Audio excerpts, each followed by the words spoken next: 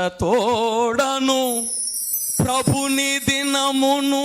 ప్రభు దినం అంటే ఆదివారం, అప్పుడు శనివారం, ఇప్పుడు ఆదివారం. ఆదివారం అంటే ఏ దినము? ఇప్పుడు మనం పాడుకున్నాం కదా, ఆశతోడను ప్రభుని దినమును. ఏ దినం? ఏ దినం? ప్రభుని దినం. అంతేగాని ఆదివారం అంటే నీ పనుల దినం కాదు. ఆమేన్. ముఖ్యమైన పనులు ఎప్పుడు పెట్టుకుంటారు?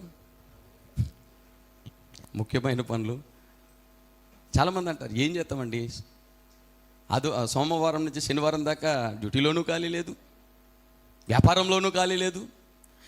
ఈ పనులు ఏమైనా మధ్యలో వస్తే ఖాళీ లేదు కాబట్టి సోమవారం వచ్చింది అవసరం, మంగళవారంకి ఏంటి చేస్తాం, బుధవారం, గురువారం, శుక్రవారం అలా అనుకుని రేపు రేపు రేపు అని అనుకుని అప్పుడెప్పుడు మీరు ఆ పనులకి వెళ్ళరు.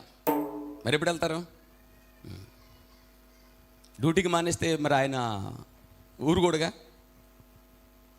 ఈయన ఊరుకుంటాడా? ఆదివారం రాకపోతే ఈయన ఊరుకుంటాడండి?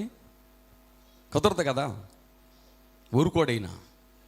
ఆదివారం అంటే నీ పనుల దినం కాదు, అది ప్రభు దినం. దాన్ని